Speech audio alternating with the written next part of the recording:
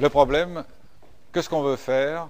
Comment situer le cours d'aujourd'hui par rapport à celui d'hier? Alors, le premier point, c'est un petit point de vocabulaire, description et inférence. Qu'est-ce qu'on a fait hier? Hier, on avait une série numérique, un paquet de nombres. Et puis, ce paquet de nombres, il était assez gros. On voulait en faire une synthèse. Pour en faire une synthèse, on a introduit des graphiques, des histogrammes, des diagrammes en bâton, des indicateurs, moyenne, écart type, variance, médiane. Dans ce cas, qu'est-ce que l'on fait? On décrit un ensemble de valeurs sans référence à un ensemble plus grand dont cet ensemble de valeurs serait issu. Alors cet aspect descriptif, il s'oppose à ce qu'on appelle en statistique l'inférence statistique, ce qu'on appelle quelquefois la statistique inférentielle. Alors qu'est-ce que c'est la statistique inférentielle? Eh bien la statistique inférentielle, elle consiste à dire, en fait nos données constituent un échantillon d'une population plus vaste. Nos données ne nous intéressent pas en elles-mêmes. Elles ne nous intéressent que dans la mesure où elles permettent de remonter à la population. Alors la situation de référence, c'est le sondage électoral, on y fera souvent référence dans ce cours. Vous demandez à 1000 personnes pour quel candidat vous comptez voter, ce n'est pas l'avis de ces 1000 personnes-là qui vous intéresse, bien sûr. C'est l'avis de ces 1000 personnes vous intéresse dans la mesure où ils permettent de déduire ce qui va se passer ou ce qui se passe dans la population entière. Alors quelquefois, il y a des gens qui remplacent le terme inféré par généralisé. Je crois que c'est une bonne idée. On va généraliser ce qu'on voit sur l'échantillon à la population entière. Il y a certains statisticiens qui appellent ça comme ça. Le terme inférence est le terme quand même le plus classique. Remarquons tout de suite, puisqu'on a fait on a cité le cas des sondages électoraux, que lorsqu'on a des sondages électoraux, un peu avant les élections, comme vous l'avez déjà remarqué, les prévisions ne sont pas formidables. Pourquoi elles ne sont pas formidables? Parce qu'en fait, ce qu'on essaye, les questions que l'on pose, ce sont des intentions de vote. Et l'intention de vote, c'est une certaine variable. Le vote lui-même, c'est une autre variable. Et c'est parce qu'il y a une distorsion entre l'intention de vote à un instant donné et le vote lui-même que les estimations ne sont pas forcément extraordinaires. En revanche, quand vous regardez les estimations qui sont faites à 20 heures, qui elles se fondent sur des votes, sur des dépouillements de votes, alors ces estimations sont tout à fait excellentes. Donc l'estimation, ça marche très bien. Simplement, c'est vrai qu'il y a une petite ambiguïté avec le problème des prévisions. Encore une fois, c'est très particulier les sondages électoraux. La variable que l'on mesure, intention de vote, ne coïncide pas avec ce qui nous intéresse, c'est-à-dire ce que les gens vont voter effectivement.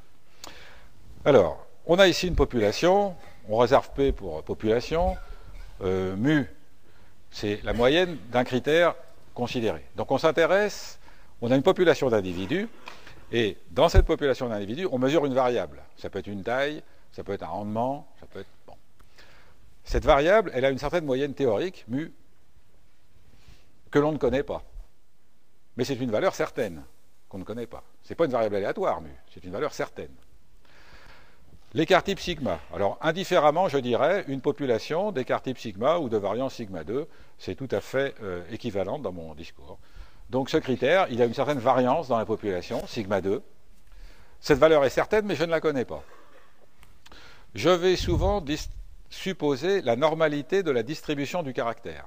Autrement dit, je vais avoir un caractère x, ce caractère, je vais le supposer distribué normalement. Alors après, on dira, un peu par abus de langage, la variable x est normale, ou même la population est normale. C'est un petit abus de langage. Dans le feu de l'action, comme je dis souvent, on emploie des raccourcis. De façon plus stricte, la distribution normale se réfère à la variable aléatoire qui est le critère qui nous intéresse. Bien. Alors, de cette population, on va extraire un échantillon. On va l'extraire comment? Alors, de façon aléatoire. C'est-à-dire, on tire au hasard des individus. Ce n'est pas forcément facile pour faire un échantillon véritablement aléatoire. Pour les enquêtes, par exemple, l'INSEE fait véritablement des échantillons aléatoires parce que l'INSEE, il a des listes et puis il peut puiser dans les listes de façon aléatoire. Quand vous faites des enquêtes, vous êtes dans une société d'études, c'est sûr que le côté aléatoire n'est pas absolument parfait parce que vous accédez à des gens qui sont disponibles. Alors il y a des tas de biais qui sont qui sont très connus, sur lesquels je ne vais pas trop m'étendre. Quand vous faites des enquêtes par téléphone, ça suppose que les gens ont une certaine disponibilité au téléphone. Donc là, il y a un biais, c'est-à-dire que vous n'échantillonnez pas la population complète. Donc là, on ne va pas se poser ce genre de problème ici pour amener les concepts. Simplement, il faut savoir que dans la vraie vie, eh bien, on va être amené à avoir quelques arrangements avec la théorie. Alors, on tire de façon aléatoire, et alors, j'ai rajouté ici aléatoire et simple. Simple, qu'est-ce que ça veut dire? Ça veut dire que mes tirages sont indépendants. Alors, ils sont indépendants dans quel cas de figure? Quand c'est un tirage avec remise. D'accord? C'est un tirage avec remise. Je tire un individu, je le remets dans la population, donc c'est vrai que les probabilités au tirage du deuxième individu sont les mêmes que pour le tirage du premier individu. En pratique, on ne fait pas de tirage avec remise, bien sûr. Par contre, en pratique, qu'est-ce qui se passe? On a une taille d'échantillon très petite devant la taille de la population. Donc on peut considérer dans ce cas-là que c'est comme si, que l'on fasse avec remise ou sans remise, ça revient au même. Donc dans ce cas-là, on peut considérer qu'on a un échantillon aléatoire et simple. Donc aléatoire, c'est ce qui assure la représentativité. Alors ça, c'est encore un mot important. Un échantillon représentatif, il est tiré de façon aléatoire. Par opposition à des échantillons qui sont biaisés. Donc dans l'échantillon biaisé, ça veut dire qu'il y a une population ou une sous-population qui a une faible probabilité d'être tirée, voire qui ne risque pas d'être tirée. Par exemple, elle n'a pas le téléphone. Bien, alors on tire un échantillon de taille n. Alors, qu'est-ce que j'observe? Mes valeurs observées, je les note x1, xi, xn. C'est les mêmes notations que la dernière fois. J'ai donc une série numérique, x1, xi, xn. Là, je vais me placer dans le cas de variables quantitatives. Vous l'avez compris, même si je n'ai pas précisé, puisqu'il y a une moyenne, une variance. On va voir tout à la fin le cas des variables qualitatives. Alors, on a des variables quantitatives, xi, qu'est-ce que c'est? C'est la valeur que j'ai observée quand j'ai mesuré, par exemple, la taille de l'individu sur mon individu numéro i. Donc je tire des individus et après je fais les mesures. On distingue bien ces deux étapes.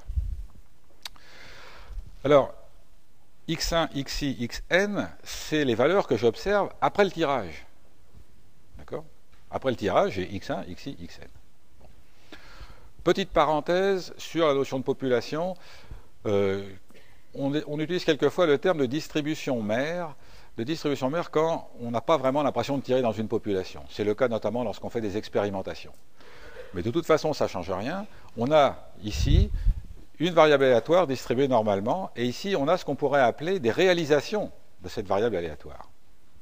Alors je me place ici après le tirage, petit x1, petit xi, petit xn, j'insiste un peu lourdement, c'est ce que j'ai observé.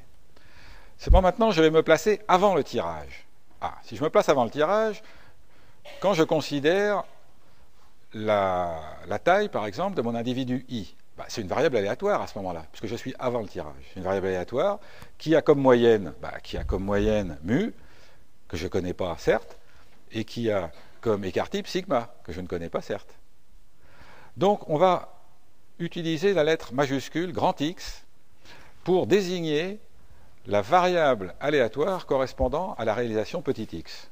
Donc ça, c'est une convention qui est assez commune en statistique, de réserver les petites lettres pour ce qui est observé et les lettres majuscules pour ce qui est aléatoire.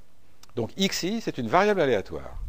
Et cette variable aléatoire, eh bien, qu'est-ce qu'elle a comme loi? Elle a comme loi une loi normale de moyenne mu de variance sigma 2, c'est-à-dire celle de la distribution mère ou celle de la population. Donc ici, vous avez une première difficulté qui est de bien considérer un échantillon sous deux faces. Il y a une difficulté certaine. Quand vous êtes avant le tirage, ce sont des variables aléatoires. Quand vous êtes après le tirage, ce sont des données observées. Et on a absolument besoin de ces deux concepts. Voilà. Alors, sur l'échantillon, qu'est-ce que je fais? Eh bien, je calcule une moyenne et je calcule une variance. Alors ça, on l'a déjà vu. On a déjà noté par x bar la moyenne des valeurs observées, S2 la moyenne des valeurs observées. À l'époque, on disait une série numérique. Bon. Alors, maintenant, je peux considérer la moyenne de mon échantillon en me situant avant le tirage. Et avant le tirage, cette moyenne, je vais l'appeler grand X bar, en continuant les mêmes conventions qui consistent à mettre en majuscule une lettre dès l'instant que je considère une variable aléatoire. Donc, je vais avoir nouveau concept. Ce concept, c'est grand X bar, c'est la moyenne de l'échantillon en tant que variable aléatoire. Alors que petit x bar, c'est la moyenne de l'échantillon observé. C'est la valeur observée. De même, j'ai la variance de l'échantillon en tant que variable aléatoire. Je me place avant le tirage. Je me dis, tiens, je vais tirer un échantillon. Cet échantillon, il va avoir une certaine variance. Je peux m'interroger, à quoi je peux m'attendre comme variance? Voilà, et bien quand je raisonne comme ceci, j'ai en tête la variance de l'échantillon en tant que variable aléatoire. Voilà. Donc ça, c'est un premier concept, c'est une des parties difficiles du cours, qui arrive tout de suite au début. Un échantillon peut être vu comme un ensemble de valeurs numériques, comme un ensemble de variables aléatoires, et on va jongler avec les deux. C'est sûr que quelquefois, dans le feu de l'action, pour reprendre cette expression que je dis souvent, on mélange un petit peu les deux. Mais quand on a besoin de réfléchir proprement sur ce qu'on fait, alors la distinction est très importante, comme vous allez le voir.